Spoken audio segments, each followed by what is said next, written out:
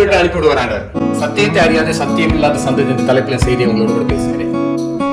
இரட்டிப்பா நரகத்தின் மக்களாக மாற்றப்பட்டிருக்கிறோம் என்பதை குறித்து கடந்த 2 செய்தியில பார்த்தோம். இன்றைக்கு சத்தியத்தை அறியாத சத்தியம் இல்லாத ஒரு சந்ததியாக நாம் எப்படி மாற்றம் பெற்றிருக்கிறோம், எப்படியாக சத்தியத்தை அறியாமல் இருக்கிறோம் செய்தியை உங்களோடு கூட பேச வாஞ்சிக்கிறேன். தயவு செய்து இந்த செய்தியை கொஞ்சம் நீங்கள் கவனமாக கேளுங்கள். ஒரு 30 நிமிடம் இல்லாட்ட 35 நிமிடங்கள் இந்த செய்தி முடிந்துவிடும். நீங்கள் கொஞ்சம் பொறுமையான செய்திகளை கேட்கவும், உங்களுக்கு தெரிந்த மற்ற சத்தியம் இல்லாத சில சந்ததிகளா இருக்கிறவங்க இந்த செய்திகளை ஷேர் பண்ண முடியும் உங்கள் அன்போடு கூட கேட்டுக்கொள்கிறேன். குறிப்பாக யோவான் சுவிசேஷத்தின் 18வது அதிகாரத்தின் 38வது வசனத்துல இயேசு கிறிஸ்துவை யூதர்கள் பிலாத்துவின் கைகள் ஒப்பு கொடுத்த பொழுது பிலாத்து கேட்ட ஒரு வார்த்தை, சத்தியமாவது என்ன? ஏனென்றால் இயேசு கிறிஸ்து, நான் சத்தியத்துக்காக சாட்சி கொடுக்க வந்தேன், சத்தியவான் எவனும் என் சத்தத்தை கேட்கிறான்னு சொல்லி ஆண்டவர் சொல்லும் பொழுது பிலாத்து கேட்கக்கூடிய ஒரு கேள்வி, சத்தியமாவது என்னது? சத்தியம் முன்பாக நின்று கொண்டிருக்கிறார், அவர்தான் சத்தியமே. அந்த சத்தியம் முன்னாடி நிக்கிறாரு. ஆனா பிலாத்து கேட்கிறான், சத்தியமாவது என்ன? சத்தியம்னா என்ன? இன்னைக்கு கிறிஸ்தவர்களுடைய நிலைமை அதேதான். சத்தியத்தை நீங்கள் அறிந்திருக்கிறீங்க, சத்தியத்தை பெற்றிருக்கிறீங்க, எல்லாம் சரி. சத்தியமாவது என்ன என்பது இன்னும் தெரியல. இன்னும் சத்தியமாவது என்ன என்று கேட்கக்கூடிய ஒரு மனநிலை கிறிஸ்தவத்தில் இருக்குது. 2 வசனங்களை வாசிக்கிறேன். ஏசாயா தீர்க்கதரிசியின் புஸ்தகம் 26வது அதிகாரத்தின் 2வது வசனத்தை நான் வாசிக்கிறேன். ஏசாயா தீர்க்கதரிசியின் புஸ்தகம் 26வது அதிகாரம் 2வது வசனம். சத்தியத்தை கை கொண்டு வருகிற நீதியுள்ள ஜாதி உள்ளே பிரவேசிப்பதற்காக வாசல்களை திறவுங்கள். சத்தியத்தை கை கொண்டு வருகிற நீதி உள்ள ஜாதி இன்றைய கிறிஸ்தவத்தினுடைய ஒரு தீர்க்க தரிசனமான வார்த்தை. அது சத்தியத்தை கை கொண்டு வருகிற ஒரு நீதியுள்ள ஜாதி. இன்னைக்கு நம்முடைய நிலைமை கொஞ்சம் யோசித்து பார்ப்போம் இந்த செய்தி மூலமாக. இன்னொரு வசனத்தை நான் வாசிக்கிறேன். 1 தீமோத்தேயுவின் புஸ்தகம் 2வது அதிகாரம் 4வது வசனத்தை நான் வாசிக்கிறேன். 1 தீமோத்தேயுவின் புஸ்தகம் 2வது அதிகாரத்தின் 4வது வசனம். எல்லா மனுஷரும் ரட்சிக்கப்படவும் சத்தியத்தை அறிகிற அறிவை அடையவும் அவர் சித்தம் உள்ளவராக இருக்கிறார். இந்த வசனம் தெரிந்திருக்கிறதா? எல்லா மனுஷரும் ரட்சிக்கப்பட வேண்டும் என்று ஆண்டவர் விருப்பமா இருக்கிறார். எல்லாம் உண்மைதான், ரட்சிக்கப்பட வேண்டும் ஃபர்ஸ்ட். ஆனா ரட்சிக்கப்பட்டதுக்கு அப்புறம் அவங்க வாழ்க்கை எப்படி இருக்குன்னா, சத்தியத்தை அறிகிற அறிவை அடைந்தவர்களா இருக்க வேண்டும். சத்தியத்தை அறிகிற அறிவை அடைந்தவர்களா இருக்காவிட்டால் அவங்க ரட்சிக்கப்பட்டது வீண். அப்போ இன்னைக்கு ரட்சிக்கப்பட்டிருந்தா பத்தாது, சத்தியத்தை அறிகிற அறிவை அடைய வேண்டும். அதனால்தான் சத்தியத்தை அறியாத சத்தியம் இல்லாத சந்ததி என்ற தலைப்பில் உங்களை பேசுகிறேன். ஏன்னா ரெட்டிப்பான் நரகத்தின் மக்களாக மாற்றுறதுல இது ஒரு காரியம். சத்தியத்தை பெற்றிருக்கிறோம். அநேக சபைகளில சத்தியத்தை தெரியாம கையை கட்டிட்டு ஒரு கூட்டம் ஜனம் உட்காந்து ஆராதிக்குது. இன்னும் சில சபைகளில சத்தியத்தை தெரியாம ஒரு கூட்ட ஜனங்கள் கையை தட்டிட்டு உட்கார்ந்துட்டு இருக்குது. ஆக மொத்தம் 2 கூட்டமே நரகத்தின் சந்ததிகளா இருக்கிறாங்க. அது அறியாதபடிக்கு அவங்க கண்கள் மறைக்கப்பட்டிருக்கிறதோ என்னவோ. ஆனா நல்ல கவனிங்க, சத்தியத்தை அறிகிற அறிவு எவ்வளவு விசேஷமானதுன்றதை புரிந்து கொள்ளுங்கள். ஏன்னா சத்தியத்தை அறியணும். சத்தியத்தை அறிகிற அறிவு வரத்தான் உங்களுடைய ஆவிக்குரிய வாழ்க்கையில நீங்க வளர்ச்சி அடைய முடியும், உங்க விசுவாச வாழ்க்கையில நீங்க முன்னேற முடியும். சத்தியத்தை அறிகிற அறிவு அடையாத பட்சத்துல நீங்கள் வெறும் பேர் கிறிஸ்தவர்களே. யோவான் சுவிசேஷத்தின் 8வது அதிகாரத்துல 32வது வசனம் நம்ம எல்லாருக்கும் தெரிந்த வசனம். அநேக போர்டுகளை பார்த்திருப்போம், அநேக வீடுகளிலே போர்டெல்லாம் வைக்கப்பட்டிருக்கும், நீங்க பார்த்திருப்பீங்க. யோவான் சுவிசேஷம் 8வது அதிகாரம் 32வது வசனத்துல ஆண்டவர் சொல்கிற, சத்தியத்தையும் அறிவீர்கள், சத்தியம் உங்களை விடுதலையாக்க சொல்றார். இயேசு கிறிஸ்து அன்றைய யூதர்களை பார்த்து சொல்லக்கூடிய காரியங்கள், சத்தியத்தை அறிவீர்கள், சத்தியம் உங்களை விடுதலையாக்கும். ஆனா சத்தியத்தை அறிவீர்கள் சொன்ன உடனே அந்த ஜனங்கள் யார்கிட்ட சொல்றாருன்னா, இன்னும் சொல்ல போனா ஆண்டவரை ரொம்ப இஷ்டமா பின்பற்ற ஆரம்பிச்ச ஒரு கூட்டம், ரொம்ப விருப்பத்தோட பின்பற்ற ஆரம்பித்தாங்க. ஏன்னா நீங்க அதை நீங்க வாசிச்சீங்கன்னா 31வது வசனத்துல இருந்தே 8வது அதிகாரத்தில் 30வது வசனத்துல வாசிப்போமானால், இவைகள் அவர் சொல்லுகையில் அநேகர் அவரிடத்தில் விசுவாசம் வைத்தார்கள். அப்போ 31வது வசனத்துல வாசி, இயேசு தம்மை விசுவாசித்த யூதர்களை நோக்கி, நீங்கள் என் உபதேசத்தை நிலைத்திருந்தால் மெய்யாகவே என் சீஷரா இருப்பீர்கள். இப்ப நீங்க விசுவாசித்து உள்ள வந்துட்டீங்க, ஆனா இந்த உபதேசத்தில் நீங்க நிலைத்திருக்க வேண்டும். நிலைத்திருக்கிறதா விசேஷமே. பைபிள் எப்பவுமே ஆரம்பத்தை விட முடிவை தான் காட்டி கொடுக்குது. ஆரம்பம் பயங்கரமா இருக்குது, முடிவு எப்படி இருக்குதுன்னு சொல்லி யோசிங்க. முடிவை குறித்து கொஞ்சம் யோசிச்சு பார்ப்போம். நம்ம எல்லாருக்கும் இன்னைக்கு அந்த அறிவு இருந்துச்சுன்னா கொஞ்சம் சத்தியத்தை பரட்ட ஆரம்பிச்சிருப்போம், சத்தியத்தை தேட ஆரம்பித்திருப்போம். ஆனா ஆண்டவர் இயேசு கிறிஸ்து வந்து சத்தியத்தை குறித்து இங்கு பேசுகிறார். இன்னும் சொல்ல போனா அவர் தான் சத்தியமே. என்னை அறிவீர்கள், உங்களுக்கு விடுதலை உண்டு, பாவத்திலும் சாபத்தில இருந்தும் எல்லாவற்றிலும் விடுதலை உண்டு, வெற்றியுள்ள வாழ்க்கை உண்டு. ஆனா அவரை அறியக்கூடாதபடிக்கு அவங்களுடைய மன கடினங்கள்னால அநேக காரியங்களை கற்றுக் கொடுக்க, சத்தியத்தை அறிவில் சத்தியம் உங்களை விடுதலையாக்கும் சொன்ன உடனே அப்பவும் பாத்தீங்கன்னா அங்க இருக்கக்கூடிய அந்த குருட்டாட்டம் பிடித்த ஜனங்கள், முரட்டாட்டம் பிடித்த அந்த ஜனங்கள் சொல்றாங்க, நாங்க விடுதலையாக வேண்டிய அவசியம் இல்லை, நாங்க யாருக்குமே அடிமையா இருந்தது இல்லையே என்றான். ஒண்ணு, ஆண்டவர் வந்து இங்க ஆவிக்குரிய அடிமைத்தனத்தை காட்டி கொடுக்கிறார். பாவத்துக்கு அடிமையா இருக்கிறது குறித்து சொல்றாரு. இது முந்தின வசனங்களை படிச்சீங்கன்னா நீங்க உங்க பாவத்திலே சாவீர்கள்னு சொல்றாரு. ஏன்னா அந்த பாவத்துல விடுதலை இல்லைன்னா உங்க வாழ்க்கை வேஸ்ட். பாவத்துல இருந்து ஒரு பரிகாரம் கிடைக்கலன்னா உங்க லைஃபே வேஸ்ட் தான். ஆனா அதெல்லாம் சொல்லிட்டு தான் சொல்றாரு. இப்ப எங்க சொல்றாங்க, நாங்க யாருக்கும் அடிமையா இருந்தது இல்ல, நாங்க ஆபிரகாமின் பிள்ளைகளா இருக்கிறோம். அடே இன்னைக்கு நிறைய கிறிஸ்தவங்க நிலைமை தான். நாங்களாம் பரம்பரையா கிறிஸ்தவங்க, எங்க பாட்டை முப்பாட்டை நாங்களும் இன்னும் சிலர்லாம் பாத்தீங்கன்னா எங்க குடும்ப போதகர் குடும்பம். என்ன குடும்ப போதகர் குடும்பம்னா உங்களுக்கு என்ன குடும்பமே விசா கொடுத்திருக்காரா பரலோகத்துக்கு போறதுக்கு? அந்த போதகர் குடும்பம்ன்றாங்க பாத்தீங்கன்னா அவங்க எந்த சத்தியத்தையும் சொல்ல முடியாது. நான் பார்த்திருக்கேன் இன்னைக்கு வரைக்கும் எந்த சத்தியத்தை சொன்னா அவங்க ஏத்துக்க மாட்டாங்க. என்ன கேட்டாங்க, போதகர் குடும்பம். ஒரு குடும்பத்துல 2 போதகர்னா அது குடும்பம் முழுவதும் நாசமா போச்சு, அவ்வளவுதான். இது உண்மையிலே வருத்தம் தான். போதகர் குடும்பம். நல்ல கவனிங்க, இந்த ஜனங்களுக்கு அதேதான். நாங்க யாரும் அடிமையால இருந்தது இல்ல. உண்மையாவே பார்த்தாலுமே ஆண்டவர் ஆவிக்குரிய அடிமைத்தனத்தை காட்டி கொடுக்கிறார். இவன் பிராக்டிகலா பார்த்தாலுமே அன்றைக்கு இவங்க ரோமருக்கு அடிமையா வேற இருக்கிறாங்க. இந்த இவன் பேசிட்டு இருக்கும் ரோமருக்கு அடிமை வேற, பாவத்துக்கு அடிமை வேற. இவங்களோட நாங்களாம் ஒரு அடிமைத்தனத்தில் இல்லைன்றது. ஆண்டவர் சொல்றாரு, குமாரன் உங்களை விடுதலை ஆக்கிறார், மெய்யாகவே விடுதலை ஆவீங்கன்னு சொல்றாரு. அவர் காட்டி கொடுக்கிற அந்த விடுதலையை குறித்து ஜனங்கள் அறியல. அவர் ஆவிக்குரிய வாழ்க்கையை குறித்து காண்பித்து கொடுக்கிறார். உங்க ஆத்மாவை குறித்து அவர் காண்பித்து கொடுக்கிறார். உங்களுடைய ஆத்மா பாவத்தின் அடிமைத்தனத்தில் இருக்கக்கூடாது, அது நித்திய ஜீவனை பெற்றுக்கொள்ள வேண்டும், நித்திய வாழ்வை அடைய வேண்டும் சொல்லி அவர் அந்த ஆவிக்குரிய அர்த்தங்கள் அநேக காரியங்கள் கற்றுக் கொடுக்கிறார். ஆனா சொல்றான், நாங்க யாருக்கு அடிமையா இருந்தது இல்லை, ஆபிரகாம் தான் எங்களுக்கு பிதா அப்படின்றான். கடைசியில இந்த யோவான் 8வது அதிகாரத்தை நீங்க மெதுவா படிச்சு பாருங்க. ஆண்டவர் சொல்றாரு, நீ பொய்யனாகி பிசாசுக்கு பிள்ளைகள்ன்றாரு. வந்திருக்கிறாங்க, மீட்டிங்ல வந்திருக்கிறாங்க, இப்படி எத்தனை நல்ல கவனிங்க. இயேசு கிறிஸ்துவ பத்தி நிறைய ஊழியக்காரங்க தவறாவே காட்டி கொடுத்துட்டாங்க. அவர் சும்மா உருகிக்கிட்டே இருக்க மாட்டாரு. அவர் வந்திருக்கிறத பட்சம் நீ பொய்யனும் பொய்க்கு பிதாவை பிசாசின் பிள்ளைகள்ன்றாரு. சத்தியத்தையும் சொல்றாரு. ஏன்னா உங்களை இப்ப இயக்கிக்கிட்டு இருக்கிற பிசாசு. ஆனா நீங்க மார்க்கத்துல முக்கியமான இடத்துல இருக்கிறீங்க, நீங்க முக்கியமான தலைவர்களா இருக்கிறீங்க, நீங்க முக்கியமான பதவிகள் இருக்கிறீங்க, நீங்க எல்லாம் முக்கியமான ஆட்களா இருக்கிறீங்க. ஆனா உங்களை இயக்குறது பிசாசு. பிசாசு இயக்கிக்கிட்டு இருக்கான். உண்மையத்தான் ஆண்டு சொல்றாரு. நான் சத்தியத்தை சொல்லுகிறேன். 45ஆம் வசனத்துல ஆண்டு சொல்றாரு, நான் உங்களுக்கு சத்தியத்தை சொல்லுகிறபடினால் நீங்கள் என்னை விசுவாசிக்கிற அண்ணன் இருந்து ஆரம்பிச்ச பிரச்சனை இன்னைக்கு வரைக்கும் தான். சத்தியத்தை என்னைக்குமே விசுவாசிக்கிறது கிடையாது. மாட்டு பைபிள வச்சிருப்பாங்க. அடுத்து என்ன சொல்ற, 40ஆம் வசனத்துல வாசிப்போம்னா ஆண்டு சொல்றாரு, தேவனிடத்தில் கேட்டிருக்கிற சத்தியத்தை நான் உங்களுக்கு சொன்ன மனுஷனாகி என்னை கொல்ல தேடுகிறீர்கள். ஆபிரகாம் இப்படி செய்யலையே, என்னை கொல்ல தேடுறீங்கன்ற. என்ன சத்தியத்தை நான் சொன்னதுனால என்னை கொல்ல தேடுறீங்க. ஐயா இன்னைக்கு அதேதான், இன்னைக்கு அதேதான் நிலைமை. சத்தியத்துக்கு இன்னைக்கு இடம் இல்ல, சத்தியத்தை கேட்கறதுக்கு மனது இல்ல, சத்தியத்தை கேட்கறதுக்கு இன்னைக்கு அவங்க இஷ்டம் இல்ல. சத்தியத்தை தேடாட்டி நீங்க பிசாசின் அடிமைத்தனத்துக்குள்ளதான் நீங்க கிடக்க வேண்டியதா இருக்கும். பிசாசின் அடிமைத்தன வாழ்க்கை. பொய்யனும் பொய்க்கு பிதாவாக இருக்கிற பிசாசின் உபதேசத்துக்கு பின்னாடி ஓடாதீங்க. பைபிள் என்ன எழுதின்னு கொஞ்சம் கணத்தோட பாக்காரீங்க. ஆண்டு கேளுங்க, ஆண்டவரே எனக்கு இந்த வேதத்தை கற்றுக் கொடுங்கன்னு சொல்லுங்க, உங்களை எங்களுக்கு வெளிப்படுத்தி தாங்கன்னு சொல்லி கேளுங்க. நல்லா பாத்தீங்கன்னா ஆண்டவர் சொல்றாரு, நீங்க என்னை கொல்ல தேடுகிறீங்க. அதே உண்மைதான். ஏன்னா இந்த 8வது அதிகாரத்துல 59ஆம் வசனம் முடியும் எப்படி முடியுது, அப்பொழுது அவர் மேல் எரியும்படி கல்லுகளை எடுத்துக்கொண்டார்கள். இயேசு மறைந்து அவர் நடுவே கடந்து தேவாலயத்தை விட்டு போனார். தேவாலயத்தை விட்டு போனார். இந்த வார்த்தையில பயங்கரமானது. அங்கே ஆராதனைகள் என்ன இருக்கட்டுமே சரிதான், ஆனா தேவாலயத்தை விட்டு இயேசு போயிட்டார். நிறைய இடத்துல ஆராதனை நடக்குது, ஆனா இயேசு அங்க இருந்து கடந்து போயிட்டாரு. என்னைக்கும் இயேசு கிறிஸ்து உங்க ஆராதனையில் இருக்கிறாரா? தேவன் உங்க நடுவில் அசைவாடுகிறாரா? ஆண்டவருடைய பிரசன்னம் அங்க இருக்கு. நான் திருப்பி சொல்றேன், போலி பிரசன்னத்தை காட்டி கொடுக்குறாங்க. சரீர எமோஷன் அதுல பிரசன்னத்தை காட்டி கொடுப்பாங்க. இந்த பிரசன்னத்தை பைபிள் சொல்லல. உண்மையிலேயே இயேசு கிறிஸ்து அங்க இருக்கிறாரா? அங்க நீதியுள்ள ஒரு சந்ததி உட்கார்ந்து ஆராதனை பண்றாங்களா? சுத்த இருதயத்தோடு கர்த்தரை ஆராதிக்கிறாங்களா? உண்மையான தேவ பக்தி, உண்மையான தேவ அன்பு அவங்க காணப்படுதா சபை ஐக்கியங்கள்ல? நீ யோசிச்சு பாருங்க. இயேசு கிறிஸ்து கலீலியாவில நாசரேத்துல தாம் வளர்ந்த ஊர்ல தன்னுடைய முதல் பிரசங்கத்தை ஆரம்பிக்கிறார். அப்போ அங்க இருக்கிறவங்க 21ஆம் வசனத்துல ஆண்டவர் பேச தொடங்கின பொழுது, அப்பொழுது அவர் அவர்களுடைய பேச தொடங்கி, உங்கள் காதுகள் கேட்க இந்த வேத வாக்கியம் இன்றைய தினம் நிறைவேறிச்சு என்றார். 22 எல்லாரும் அவருக்கு நற்சாட்சி கொடுத்து அவருடைய வாயிலிருந்து புறப்பட்ட கிருபையுள்ள வார்த்தைகளை குறித்து ஆச்சரியப்பட்டு, இதன் யோசேப்பின் குமாரன் அல்லவா என்றார்கள். நல்லா கவனிச்சுக்கோங்க. ஆண்டவர் இப்போ உங்கள் காதுகள் கேட்க இன்றைய தினம் இந்த வார்த்தை நிறைவேறிச்சுன்னு அவங்க ரொம்ப சந்தோஷம். பிரசங்க ஆரம்பம் ரொம்ப அழகா இருக்குதே. கர்த்தராகிய தேவனுடைய ஆவியானவர் என் மேல் இருக்கிறார், இந்த மாதிரி காரியங்கள் எல்லாம் சொன்ன உடனே இந்த வசனங்கள் நிறைவேறிச்சுன்றது உண்மைதான், உண்மை சொல்றாரு. ஆனா அங்க இருக்கிறவங்க கிருபையுள்ள வார்த்தைகளை குறித்து அவங்க ஆச்சரியப்பட்டாங்களாம். இன்னும் அவர் பிரசங்கத்தை முடிக்கவே இல்லை. கிருபையுள்ள வார்த்தைகளை குறித்து ஆச்சரியப்பட்டாங்க. கப்பர்நகமில் நீ செஞ்ச காரியங்கள் இங்கேயும் செய்யும் நீங்க சொல்லுவீங்க, இதெல்லாம் சொல்றாரு.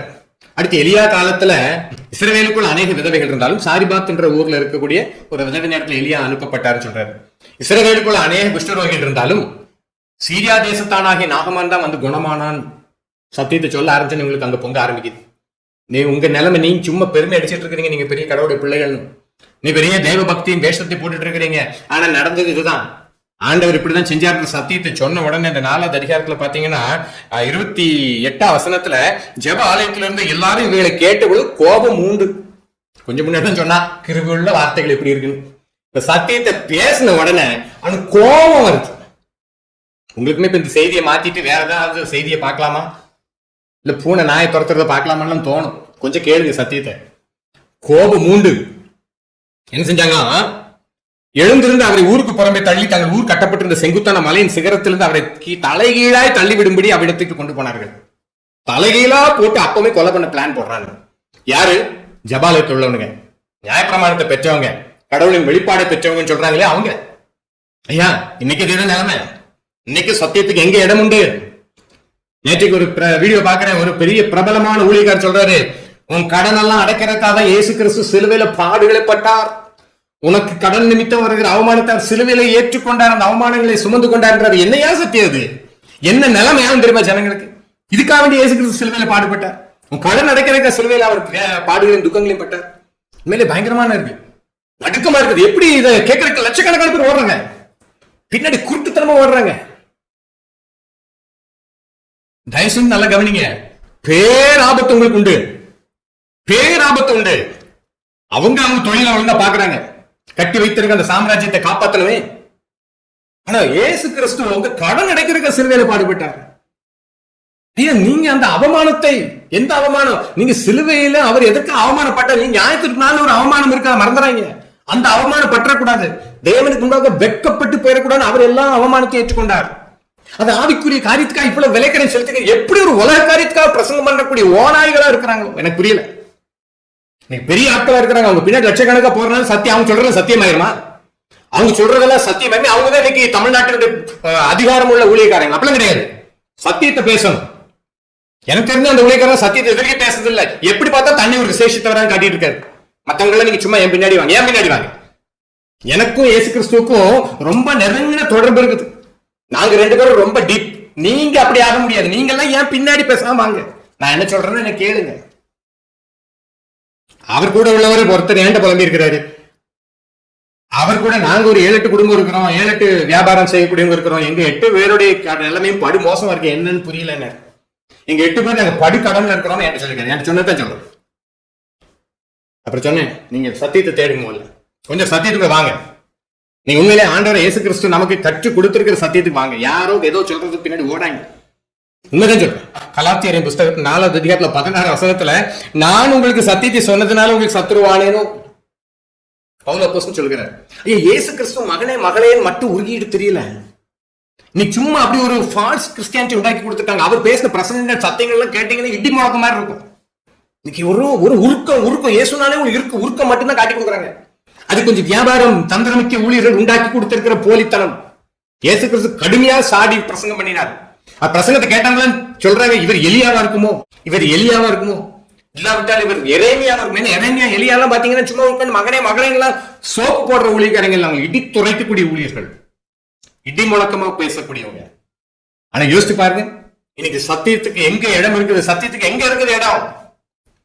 அந்த ஊழியக்காரோட மீட்டிங் போற ஒரு அம்மா சொல்லியிருக்காங்க, ஐயா ஜோம் பண்ணாலே ஒரு ஒளி அடிக்கும். அடையாப்பா அப்புறம் நரக ஒளி அடிக்குது, தயவுசெய்து மறந்துறாங்க. அப்ப எங்க சபையில் இருக்க சொல்லியிருக்காங்க, அம்மா நீங்க முதல்ல உங்களுக்கா ஜோம் பண்ணுங்க, உங்களுக்கு நீங்க முதல்ல ஜோம், நீங்களும் ஆண்டுட்டு போய் நேரடியா தொடர்பு கொள்ளுங்கன்னு சொன்ன உடனே அவங்களால ஏத்துக்க முடியல. ஐயா ஜோம் பண்ணா அப்படியே ஒளி அடிக்கும். எப்படி ஆக்கி வச்சிருக்காங்க, எப்படி மனதை கெடுத்து வச்சிருக்காங்க. பவுல் அப்போஸ்தலன் சொல்றேன், நான் சத்தியத்தை சொன்னேன், சத்ரு உண்மையான ஊழியக்காரன் சத்தியத்தை சொல்லணும், சத்ரு வாழ்த்த வேண்டும். அவர் சொல்றேன் சத்தியத்தை சொல்றேன், சத்ரு வானேனும். கலாத்திய சபையில் பேசும்போதுல கொஞ்சம் கடுமையா தான் இருக்கும். புத்தி இல்லாத கலாத்தியரேன். உங்களுக்கு வேற ஒரு சுசேஷத்தை சொல்றேன், சபிக்கப்பட்டவன்றாரு. அந்த சுசேஷத்துக்கு பின்னாடி நீங்க ஓடினீங்க, நீங்க சபிக்கப்பட்டவர்களா மாறிடுவீங்கன்றதான் காட்டி கொடுக்குறாரு. ஆனா இந்த கள்ள ஊழியர்கள் பின்பாக, இந்த வஞ்சகர்கள் பின்பாக ஓடுகிற ஜனங்கள் அவங்களுக்கு முழு சப்போர்ட்டா இருக்கிறாங்க. ஆனா உண்மையான ஊழியர்களுக்கு அப்படி ஏதாவது உண்மை கிறிஸ்தவங்க சப்போர்ட்டா இருக்கிறாங்களா? அதுவும் கிடையாது. அப்படிலாம் கிடையாது. சும்மா இன்னைக்கு சும்மா நம்ம என்ன சொல்றோம், பரவாயில்ல அவர் நல்ல ஊழியம் செய்றாங்க, உண்மையை ஊழியம் செய்றாங்க, போதுமா? கிறிஸ்தவர்களை நீங்க நிறைய விதத்துல உள்ள குருட்டுத்தனமா தீர்க்கதரிசி பின்னாடி ஓடுறது. சத்தியத்துக்கு நிக்கிறோமே, அதுக்கு எப்ப வர போறீங்க? எலியா கூட நிக்கணுமே. இல்ல பவுல் அப்போஸ்தலன் கூட நிக்க, பவுல் அப்போஸ்தலன் கூட இருக்கக்கூடிய யாசேன்றவருடைய அடி வாங்குறாரு. சொல்லுங்க, நீங்க அதுக்கு ரெடியா? பவுல் அப்போஸ்தலன் கூட இருந்தீங்கன்னா கூட ரெண்டு அடி உங்களுக்கு சேர்ந்து விடும். அதுக்கு ரெடியா இருக்கிறோமா? சத்தியத்துக்காக எந்த தீங்கையாவது அனுபவிக்க ரெடியா இருக்குமா? இல்ல, அதுக்கெல்லாம் ரெடி இல்ல. சத்தியத்தை பேசுறவங்க கூட நீங்க நின்று அடையாளப்படுத்திட்டா கூட நமக்கு பிரச்சனை வந்துருமோ பயப்படுறீங்க, உண்மைதான். நீங்க சத்தியத்தின்படி நிற்கக்கூடியவங்களா இருந்தீங்கன்னா எந்த பிரச்சனையும் சந்திக்கிறதுக்கு ரெடியா இருப்பீங்க. ஆட்சியில என் நாமத்தின் சகல ஜனங்களால நீங்க பாதிக்கப்படுறீங்க. நீங்க எங்க பாதிக்கப்பட போறீங்க சொல்லுங்க? சத்தியத்தையே தெரியலையே, நீங்களே அவங்கள மாதிரி தான் ஓடிட்டு இருக்கீங்க. அப்புறம் எப்படி உங்களை பாய்ப்பாங்க? சத்தியத்தின்படி வாழ்ந்ததானே பாய்க்க ஆரம்பிப்பாங்க. ரோமர் 1:18 சத்தியத்தை அநியாயத்தினால் அடக்கி வைக்கிற மனுஷனுடைய எல்லாவித அவபக்திக்கும் அநியாயத்துக்கும் விரோதமா தேவ கோபம் வானத்தில் வெளிப்படுத்தப்பட்டிருக்கு. தேவ கோபம் வானத்தில் வெளிப்படுத்தப்பட்டிருக்கு. எதுக்காக? சத்தியத்தை அநியாயத்தினால் அடக்கி வைக்கிறாங்க. இங்க பாத்தீங்கன்னா ஒரு கூட்டம் வந்து தேவனுடைய மகிமையை அவங்களுடைய மனதுக்கு விருப்பமான சில கண்ணில் பார்க்கக்கூடிய, இந்த பிரபஞ்சத்துல பார்க்கக்கூடிய உருவங்களோ இல்ல பொருட்களோ இப்படிப்பட்ட காரியங்களுக்கு எதிராக மாற்றி வைத்திருந்த ஒரு கூட்டம். அடுத்த ஒரு கூட்டம் வந்து சத்தியத்தை அநியாயத்தால் எதற்காக அடக்கி வைக்கிறாங்கன்னா அவங்களுடைய பிழைப்புக்காக அடக்கி வைக்கிறாங்க. சத்தியத்தை தங்களுடைய பிழைப்புக்காக அடக்கி வைத்து ஜனங்களை வஞ்சிக்கிற ஒரு கூட்டம். ஆனா ஒண்ணு, தேவ கோபாக்கினி வானத்தில் வெளிப்படுத்தப்பட்டிருக்கிறது. தேவ கோபாக்கினி உண்டு. ஏன்னா, but God shows his anger from heaven against all sinful wicked people who suppress the truth. சத்தியத்தை நீங்க சப்ரஸ் பண்ணா போதும், அடக்கி வைத்தா போதும், சத்தியத்தை சத்தியமா சொல்லாம விட்டீங்கனாலே போதும், தேவ கோபாக்கினி உண்டு வானத்திலிருந்து வெளிப்படுத்தப்பட்டிருக்கிறது. அது எந்த ரூபத்துல இருக்கலாம்? வெளியில இருக்கிறவங்களா இருக்கலாம். வெளியே இருக்கிறவங்க சத்தியத்தை ஆமா சப்ரஸ் பண்றதுக்காக இல்ல சத்தியத்தை அடக்கி வைக்கிறதுக்கு அவங்க ஏதாவது செய்தாலும் சரிதான். உள்ளே இருக்கக்கூடிய நீங்களாக இருக்கலாம், நானாக இருக்கலாம். சத்தியத்தை நீங்க அடக்கி வைக்க நினைச்சீங்கன்னா தேவ கோபாக்கினி சத்தியத்தை அறியாத சத்தியமில்ல சந்ததி அவங்களை ரெட்டிப்பின் நரகத்தின் மக்களை உட்கார வச்சிருக்கிறாங்க. ரெட்டிப்பின் நரகத்தின் மக்களை அவங்களை உட்கார வைத்திருக்கிறாங்க. அப்போஸ்தலர் 20:26 பவுல் அப்போஸ்தலன் சொல்கிறார். அப்போஸ்தலர் 20:26 தேவனுடைய ஆலோசனை ஒன்றை நான் மறைத்து வைக்காமல் எல்லாவற்றையும் உங்களுக்கு அறிவித்தபடினாலே போட்டுருக்கு. அவர் அடக்கி வைக்கல, எல்லா ஆலோசனையும் கொடுக்கிறார். தேவனுடைய ஆலோசனை ஒன்றை நான் மறைத்து வைக்காமல் அழகாக கொடுக்கிறார். ஆனா அப்பமா அவர் சொல்றாரு, நான் போனதுக்கு அப்புறம் ஓநாய்கள் வரும். இது அப்போஸ்தலர் 20:26 ஏதோ படிங்க. அடுத்து சொல்லுவாரு, நான் போனதுக்கு அப்புறம் உங்களுக்குள்ள ஓநாய்கள் வரும், உங்களில் சிலர் எழுதி வஞ்சிப்பீங்க கொஞ்சம் பேரை. அன்னைக்கு ஏதோ ஒரு தலைப்பு பாக்குறேன், தேவ வசனம் உங்களை விரட்டி விரட்டி செழிக்க வைக்கும். அதே அப்பா இதெல்லாம் கேட்டா எப்படி இருக்கு தெரியுமா? தேவ வசனம் உங்களை விரட்டி விரட்டி செழிக்க வைக்குமா? யோசிச்சு பாருங்க. இன்னைக்கு கிறிஸ்தவம் அப்படிதான் ஓடிட்டு இருக்குது. இன்னைக்கு ஒரு சிலர் வஞ்சிக்கலையா, இன்னைக்கு ஒரு பெருங்கூட்டம் வஞ்சிக்குது. இன்னைக்கு ஒரு பெருங்கூட்டம் எதுக்கு பின்பாக ஓடுது? கட்டுக்கதைகளுக்கு பின்பாக ஓடுகிறாங்க. எதையோ அவன் நூதனமா சொல்லிட்டானா அவன் பின்னாடி ஓடுறாங்க, வித்தியாசமா சொல்லிட்டானா ஓடுறாங்க. ஐயோ எவ்வளவு பரிதாபமான நிலைமை. சத்தியத்துக்கு நேரம் திருப்பக்கூடிய ஊழியர்கள் எங்கே? சத்தியத்துக்கு நேரம் ஜனங்களை கொண்டு வர ஊழியர் எங்கே? நீங்க நம்ம எங்க பார்த்தாலும் பெரிய கட்டுக்கதைகள் தான். நீங்க வேணா நினைக்கலாம், ஏன் இவங்க ஆண்டு அழிச்சு போட்டுருக்கலாமே? ஒரு கேள்வி உண்மை தானே? இப்படி கட்டுக்கதைகளையும் சொல்லி ஏறமா ஜனங்கள் நினைச்சாங்க, வஞ்சிக்கிறாங்க. இவங்களெல்லாம் ஆண்டவர் என்ன செஞ்சிருக்கலாம்? அழிச்சு போட்டுக்கலாமே. கடவுள் எனக்கே இவங்க தேவன் உங்களை தண்டிச்சிருக்கலாமே. நம்ம அப்படி நினைக்கிறோம். ஆண்டவர் வசனம் என்ன சொல்லுன்னு தெரியுமா?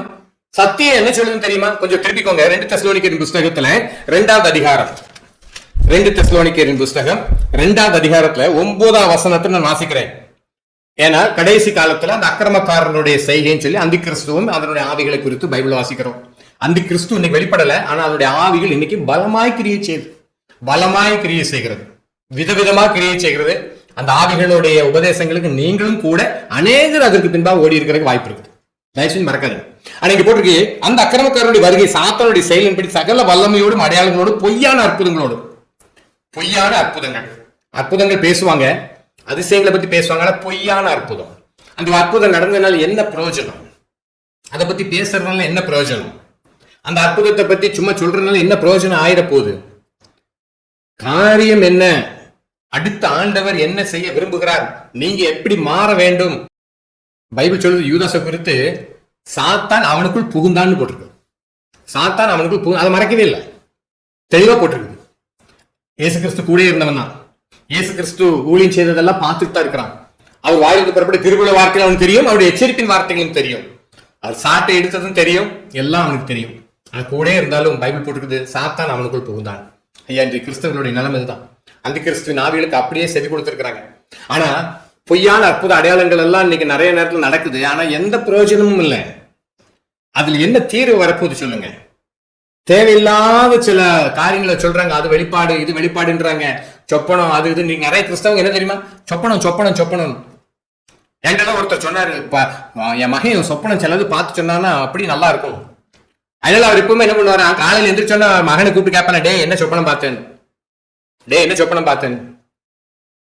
ஒரு நாளைக்கு சொல்ல போற, அப்பா உன்னை பெட்டியில வச்சு இப்ப அடிக்கிற மாதிரி சொப்பனம் பார்த்தேன்னு சொல்ல போறேன். அன்னைக்கு அவர் நிப்பாட்டு போறாரு. ஆண்டவர் விசேஷமா சில நேரத்துல அபூர்வமான நேரங்கள்ல சொப்பனங்கள் மூலம் தரிசனங்கள் மூலம் பேசுவார், உண்மைதான். ஆனா வசனத்தை விட்டுட்டு, வார்த்தையை விட்டுட்டு, வார்த்தையை முக்கியத்துவத்தை விட்டுட்டு சொப்பன தரிசனம் ஓட்ட மாட்டிக்கிடுவீங்க. இவனும் அதே தான். அந்த அந்திகிறிஸ்தவன் சகல விதமான பொய்யான அற்புத அடையாளங்கள் எல்லாம் செய்வான். அடுத்து என்ன போட்டுருன்னா, கெட்டு போகிறவர்களுக்குள்ள அநீதியினால் உண்டாகும் சகலவித வஞ்சகத்தோடும் இருக்கும். ஏன்னா ரட்சிக்கப்படத்தக்கதா சத்தியத்தின் மேலுள்ள அன்பை அவர்கள் அங்கீகரியாமல் போனபடினா அப்படி நடக்கும். ஆகிய சத்தியத்தை விசுவாசியாமல் அணிகள் பிரியப்படுகிற யாரும் ஆக்கினைக்கு உள்ளாக்கப்படும்படிக்கு அவர்கள் பொய்யை விசுவாசிக்கத்தக்கதா கொடிய வஞ்சகத்தை தேவன் அவர்களுக்கு அனுப்புவார். பொய்யை விசுவாசிக்கத்தக்கதாக கொடிய வஞ்சகத்தை தேவனே அனுப்புவார். ஏன் புரிதப்போ ஏன் இவங்க ஆண்டு விட்டு வச்சிருக்காரு? இவன் அப்படி ஏமாத்துறான்னு தெரியுது, அப்படி இவன் திருத்தனை பண்றான்னு தெரியுது. ஆண்டு ஏன் வச்சுக்கன்னா பொய்யை விசுவாசிக்கத்தக்க, நீங்க சத்தியத்தின் மேல் அன்பை நீங்க அங்கீகரியாமல் போனா, இன்னும் திருப்பி சொல்றேன், ஒரு கள்ள ஊழியக்காரன் இல்ல 10 ஊழியக்காரன் உங்ககிட்ட அனுப்பி விடுவாராண்ட. அவன் சொல்லுவான், நீங்க முன்னாடி ஒரு காலத்துல மரத்துல விழ பாத்தீங்க, ஞாபகம் இருக்கான்மா, நீங்க பைக்ல போகும்போது அப்படியே வலிக்கு விழுந்தீங்க, உங்களை நான் காப்பாத்தினேன்ற மாதிரி பேசுவான். எல்லாம் பழசதான் பேச முடியும், பிசாசால வருங்காரியங்களை பேச முடியாது. பின்னாடி உள்ளதான் பேசிட்டு இருப்பான். ஆனா யோசிங்க, சத்தியத்தின் மேல் அங்கே அன்பே, சத்தியத்தின் மேல் ஒரு அன்பு இருக்கணும். இதுல உங்களுக்கு அன்பு இருக்கா? சத்தியத்தின் மீது உள்ள அன்பை அவர்கள் அங்கீகரியாமல் போனபடினால், சத்தியத்தை விசுவாசியாமல் அநீதியில் பிரியப்படுகிற யாவரும் ஆக்கினைக்குள்ளாக்கப்படும்படி, ஆக்கினைக்குள்ளாக அதனால ரெட்டிப்பா நரகத்தின் மக்களாக மாத்துறதுல இது ஒண்ணு. சத்தியத்தை சொல்லிக் கொடுக்கல, சத்தியத்தை காட்டி கொடுக்கல, சத்தியத்தை பத்தி நம்ம பேசல. சத்தியம் எங்க இருக்குது? நீ நிறைய சபையில் நான் திருப்பி சொல்றேன், 1.5 மணி நேரம் பாட்டு, 1.5 மணி நேரம் 1.25 மணி நேரம் பாட்டு பாட்டு பாட்டு பாட்டு, கையை தட்டி கையை தூக்குன்னு எல்லாம் ஓஞ்சு போனதுக்கு அப்புறம் உட்காருக்காங்க. அப்புறம் சாட்சின்னு ஒரு 1/2 மணி நேரம் கொஞ்சம் கேஸ் வந்து முன்னாடி நிக்கும்.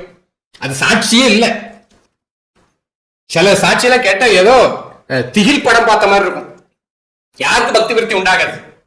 அதுக்கு பேர் சாட்சி. இதுல அந்த சாட்சியில ஒரு பங்கு மகிமையே இந்த போதகருக்கு கொடுக்கணும், இல்லைன்னா அங்க சரி வராது. ஏன்னா அது உண்மைதான், அவங்களுக்கும் தெரியும் இவர் எதிர்பார்ப்பாரு, தந்தான் சொல்லுவாங்க, இவருக்கு சேத்தன் சொல்லுவாங்க. இந்த சாட்சின்ற ஒரு நேரம் ஒரு 1/2 மணி நேரத்துல அப்படி எல்லாருடைய மனதையும் கெடுத்ததுக்கு அப்புறம், எல்லாம் ஓஞ்சு போனதுக்கு அப்புறம் நாம கூட தெய்வ வசனத்தை தியானிப்போமாக அப்படின்னு ஆரம்பிப்பாங்க. அப்புறம் அவனுக்கு தெரியும் இவர் ஒரு அல்லேலூயா சொல்ல மட்டும் அல்லேலூயா சொல்லணும், அவ்வளவுதான். ஒரு வசனம் உள்ள போகாது, சத்தியமே இருக்காது. எங்க போக போகுது?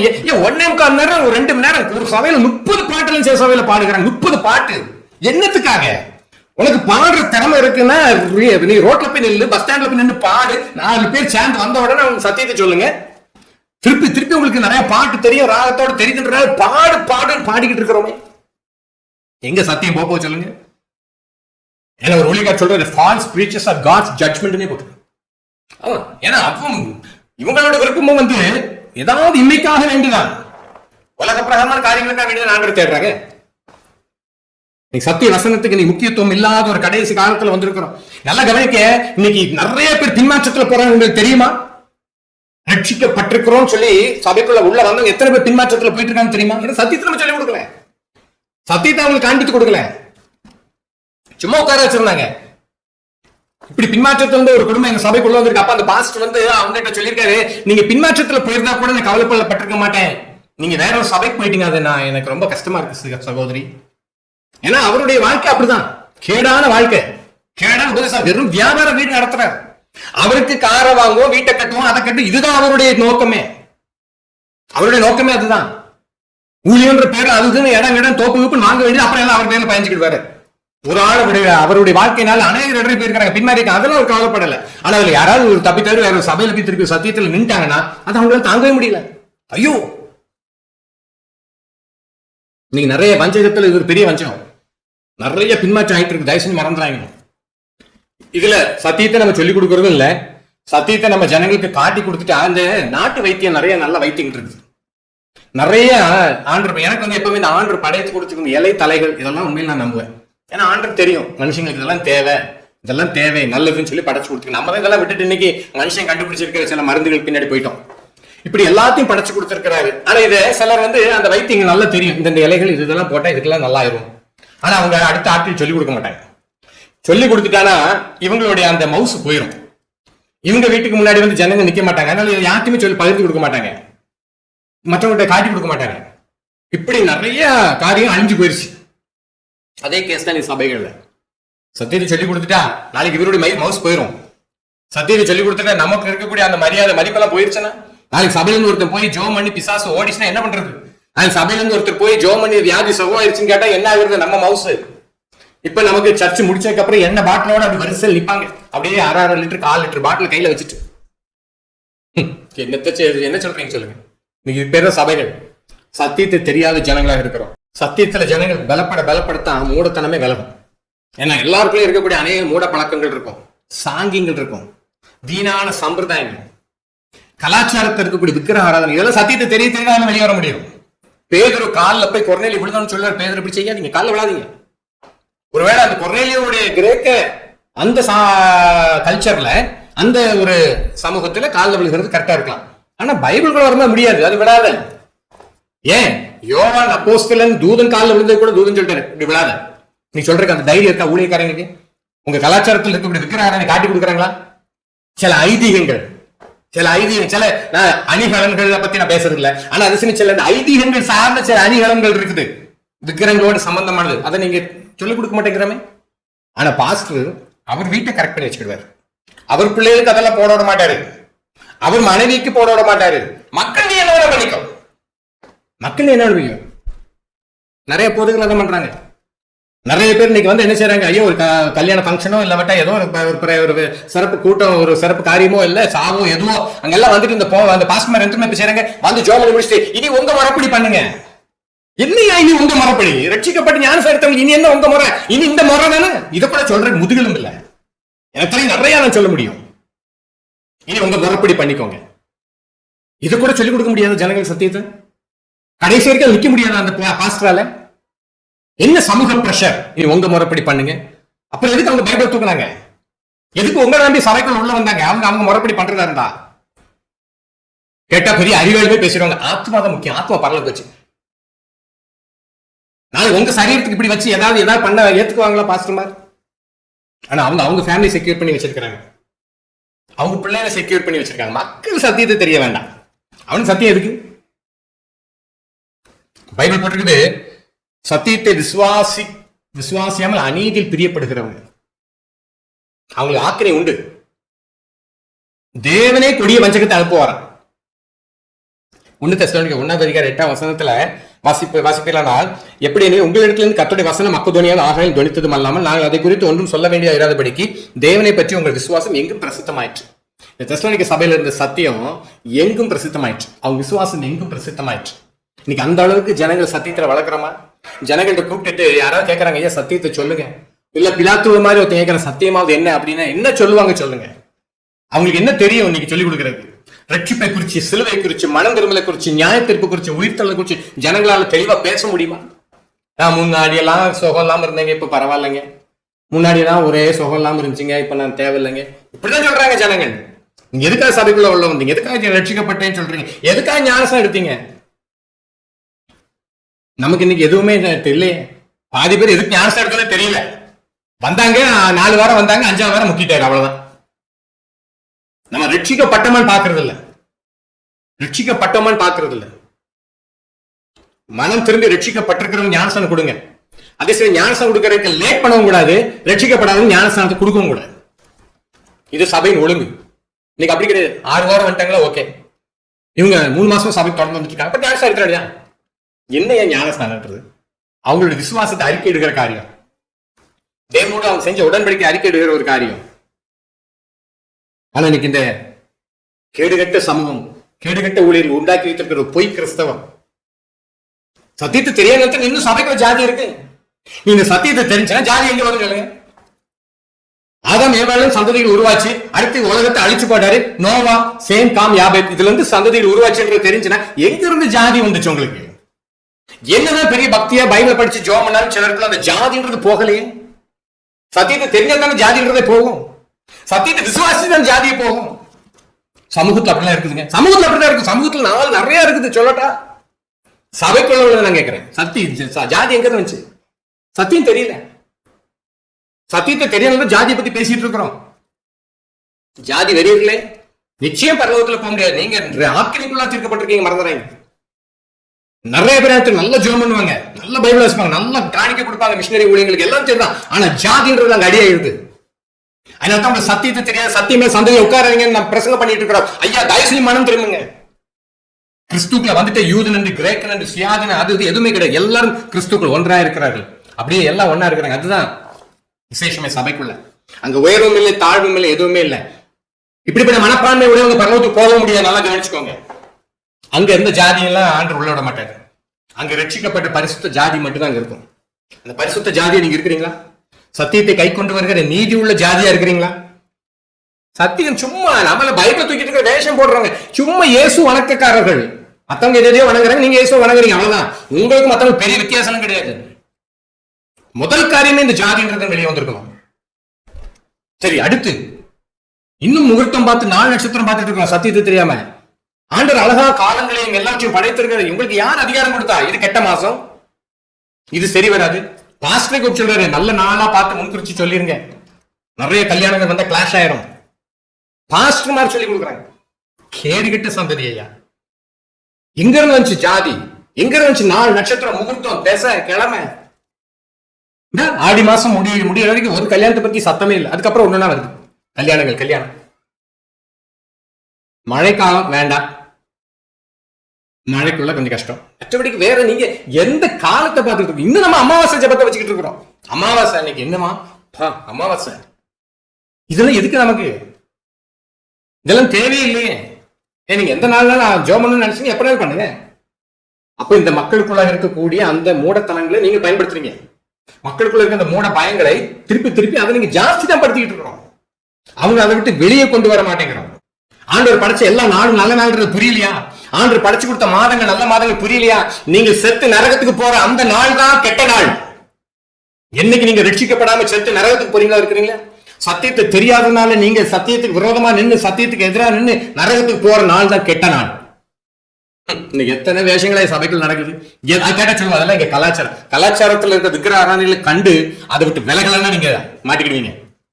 ஆதி சபைக்கு பிரச்சனை வருது, அங்கேயும் பிரச்சனை வரும்போது அவங்க சொல்றாங்க, அப்போஸ்தலர் 15வது அதிகாரத்துல 19வது வசனத்துல வாசிக்கிறேன். அப்போஸ்தலர் 15வது அதிகாரத்துல 19வது வசனத்துல வாசிக்கிறேன். ஆதலால் புறஜாதிகள் தேவனுக்கு திரும்புகிறவரை கலங்க பண்ணலாகாது. 20வது வசனம், விக்கிரங்களுக்கு படைத்த அசுசியானவைகளுக்கும் வேசித்தனத்திற்கும் நெருக்குண்டு செத்ததற்கும் ரத்தத்திற்கும் விலகி இருக்கும்படி அவர்களுக்கு நம்ம எழுத வேண்டும் என்று தீர்மானிக்கிறேன். விலகி இருக்க வேண்டிய இதெல்லாம் கலாச்சாரத்தோடு பிணைந்தது. இதுல நீங்க விலகி இருக்க வேண்டும். விக்கிரகங்கள்ல இருந்து வந்ததுதான் ஜாதி. இல்லாவிட்டால் 4 நட்சத்திரம், அவங்க கிரகங்களையும் நாள் அதை இதையெல்லாம் அவங்க பார்ப்பாங்க. கிறிஸ்தவத்துக்கு எங்க போச்சு? கிறிஸ்தவனுக்கு அறிவு எங்க போச்சு?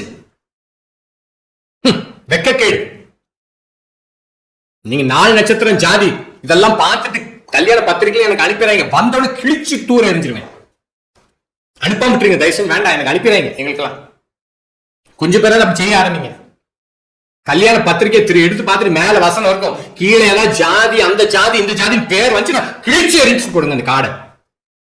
சத்தியத்தை சத்தியமா போதிக்கணும். சபைக்குள்ள உள்ள வரவங்களுக்கு விக்கிரகங்களுக்கும் வேசித்தனத்திற்கும் இதெல்லாம் காட்டி கொடுக்கணும். நெருக்குண்டு செத்ததற்கும் இன்னைக்கு இந்த சத்தியத்தை பேசுறது இல்லையே. நல்ல காலத்துல உள்ள இருக்கிறவங்களுக்கு சத்தியத்தை பேசுறதே இல்லை. கேட்டா உள்ள புதுசா வர ஆத்துமாக்கள் வந்து அந்த மாதிரி சத்தியத்தை கேட்டா அவங்க கொஞ்சம் இடரலாயிருமா. இப்படியே சொல்லியே மக்களுக்கு விக்கிரக ஆராதனையை பத்தியோ வேசித்தனத்தை குறிச்சோ ரத்தத்தை குறிச்சோ நெருக்குண்டு சத்தத்தை குறிச்சோ பேசுறதே இல்லை. இதுல இப்ப வேற ஆன்லைன்ல நல்ல காலத்துல வாய திறக்காதவங்க ஆன்லைன்ல எங்க கூட வாய திறக்க. ஏற்கனவே சத்தியத்தை சத்தியமா சொல்ல முடியாதபடிக்கு பல தடைகள் இருக்குது. இதுல ஆன்லைன்ல ஓடிக்கிட்டு இருந்தா எப்படியா ஆராதனை ஜனங்கள் சத்தியத்தை சொல்ல போறீங்க? ஆன்லைன் ஆராதனை, ஆன்லைன் எங்கிட்ட பேசுவீங்க. நிறைய பாஸ்டர் எனக்கு தெரியும், அப்படியே பேசி சொல்லுவாங்க, ஆன்லைன்ல ஓடிட்டு இருக்கு, நான் இப்ப அதை பத்தி பேச. ஆமா, ஆன்லைன்ல சில பேச முடியாது. சபைக்குள்ள உள்ளது அது ஆவிக்குரிய தேவ பிள்ளையோட ஐக்கியம். அது வெளியே யாரும் பார்க்க வேண்டாம். ரட்சிக்கப்படாத சபை யாராலும் பார்க்க வேண்டாம். அதுக்கு ஒரு நொண்டிச்சாக்கு எதையா சொல்லுவோம். யாரோ ஒருத்தவங்க மருத்துவமனையில படுத்து கிடப்பாங்க, அவங்க பார்க்கட்டும். ஐயா, அவங்க மருத்துவமனையில இருந்து பைபிள் வாசிக்கிட்டு போதும். இல்லாவிட்டால் அவங்க ரெக்கார்டட் ப்ரோக்ராம் சுவிசேஷ செய்திகளை கேட்கட்டும். கிறிஸ்தவத்துல சுவிசேஷ செய்திகள் எத்தனை சேனல் இருக்கு சொல்லுங்க. சுவிசேஷம் மாத்திரம் சொல்றதுக்கு என்ன செய்தி இருக்கு? கிறிஸ்தவர்களை போக்கஸ் பண்ணி சேனல் ஏகப்பட்டது இருக்குது.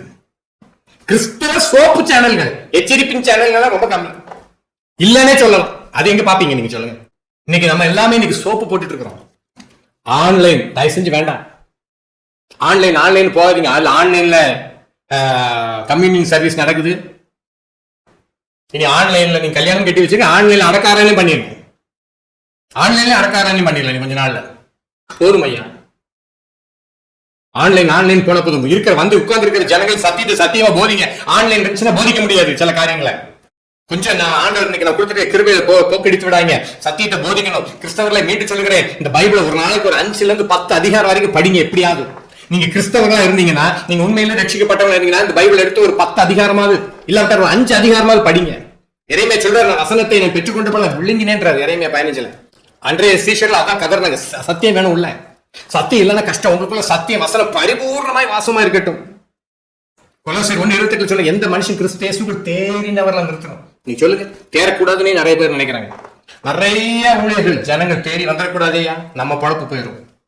அவன் சத்தியத்துக்குள்ள வளர்ந்துட்டானா நம்ம மவுஸ் போயிடும், நம்ம இமேஜ போயிடும். பெரிய ஆக்கினே இருக்கிறது. இந்த மாதிரியான ஆட்கள் பின்னாடி ஓடுகிற நீங்களும் ஆக்கினை அடைவீர்கள், மறந்து விட வேண்டாம். அதனால்தான் ஏசாயா தீர்க்கதரிசியின் புத்தகத்துல 59வது அதிகாரம் 15வது வசனத்துல சத்தியம் தள்ளுபடி ஆயிடுச்சுன்னு சொல்லி ஆண்டவர் சொல்கிறார். சத்தியம் தள்ளுபடி ஆயிடுச்சு. இயேசு கிறிஸ்து சொல்றாரு, நான் சத்தியத்தை சொல்றேன், நீங்க நம்ப மாட்டேங்கிறீங்க, கொலை செய்ய தேடுறீங்க. இன்னைக்கு வரைக்கும் அதான் நடக்குது. நீங்க எந்த கூட்டத்தில் இருக்கிறீங்க? சத்தியத்தை கை கொண்டு வருகிற நீதி உள்ள சந்ததியா இருக்கிறீங்களா? சத்தியத்தை சொல்லுகிறவர்களை கொலை செய்கிற கூட்டத்தில் இருக்கிறீங்களா? கொலை செய்யறதுக்கு நீங்க டைரக்டா போகாட்டி பரவாயில்ல, அவங்களோட கூட நிக்கிறதுக்கு நீங்க மௌனம் சம்மதத்துக்கு அறிகுறி. அமைதியா நீங்க இருந்தாலே போதும். இன்னும் சத்தியத்தை பேசுகிற ஒரு பவுலோடு சீலாவோட இல்லாவிட்ட பேதுருவோட அவங்களோட இங்க கூட நிக்காம இருக்கிறதே சத்தியத்துக்கு நீங்க எதிராக நிக்கிறதுக்கு அர்த்தம் தான். உண்மைதான். அவங்க கூட நீங்க நிக்கிறதுக்கு வைக்கப்படுறீங்க, சத்தியத்துக்கு நீங்க நிக்கல. உங்களுடைய சோசியல் பிரஷர், சமூக பிரஷர், சமூகத்துல வரக்கூடிய உங்களுக்கு இருக்கக்கூடிய பிரஷர் எல்லாம் பார்த்துக்கிட்டு நம்ம நிறைய காரியம் ரொம்ப தந்திரமா போடுறோம். நியாயத்திற்கு நாள்ல மாட்டிக்கிடும். இரட்டிப்பான் நரகத்தின் மக்களாக இன்னைக்கு ஜனங்களை மாத்தி வைத்திருக்கிறாங்க. தயவு செஞ்சு சொல்றேன், ரட்சிப்பின் சத்தியம், ரட்சிப்பின் சுவிசேஷம், இந்த சத்திய வசனத்துல ஒவ்வொருவரையும் தேறினவர்களா நிறுத்தணும். அப்படி நிக்கத்தான் அவங்கள பார்த்து தான் மற்றவங்க உள்ள வர ஆரம்பிப்பாங்க. அவங்க வாழ்க்கை ஸ்டெடியா இருக்குது. இந்த வார்த்தையை கேட்டு இதன்படி செய்கிறவங்க புத்தி உள்ளவங்க போட்டிருக்கு.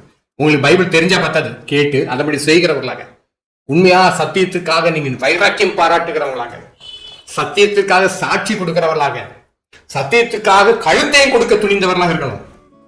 அப்படிப்பட்ட ஒரு கூட்டத்தை தெய்வம் தேடுகிறார். இல்லாவிட்டால் சத்தியத்தை அறியாத சத்தியமில்லா சந்ததியா இருந்து கடைசி நாட்கள்ல மாட்டிக்கிடும். ஆக்கினைக்குள்ளாக தீர்க்கப்படும்படி தேவன் விட்டுருவார். நீங்க சத்தியத்துல பிரியப்படாம இருந்தீங்கன்னா, சத்தியத்தின் மீது அன்பை நீங்கள் அங்கீகரியாம இருந்தா, தேவன் உங்களுக்குள்ள கொடிய வஞ்சகத்தை அனுப்பி விடுவார், பைத்தியமாக்கி விட்டுருவார். நீ எத்தனை ஊழியக்காரர் முன்னாடி அலைய விட்டுருவாரு, அவன் முன்னாடி காசை செலவழிச்சு தள்ள விட்டுருவாரு. அந்த மாதிரி சிலுவையின் மேன்மை கூட மாத்திருவாங்க. தயவுசெய்து சொல்றேன், நீங்கள் முடிவெடுங்க, சத்தியத்துக்காக நில்லுங்க, உங்க சத்தியத்துல வளருங்க, சத்தியத்தை நேசிக்க ஆரம்பிங்க. காரியங்கள் இப்படி இருக்கான்னு பைபிளை படிங்க. சின்ன ஒரு ஆலோசனை, ஒருவேளை தமிழ் பைபிள் சில காரியம் ஃபுல்லா நமக்கு அப்படியே ஒரு புரிந்து கொள்ள முடியாட்டி ஒரு ஆங்கில பைபிள் படிங்க. லிவிங் டிரான்ஸ்லேஷன் ஒரு பைபிள் இருக்குது, இல்லாவிட்ட நியூ கிங் ஜேம்ஸ் வெர்ஷன் படிங்க. ஏதோ அதுல இருந்து ஒரு காரியத்தை பார்க்கும் சில காரியங்களும் புரிந்து கொள்ள முடியும், கொஞ்சம் வசனங்கள் தெரிந்து கொள்ள முடியும். இந்த வசனத்துக்குள்ள வாங்க, சத்தியத்தில் நில்லுங்க, கர்த்தர் உங்களை ஆசீர்வதிப்பார்.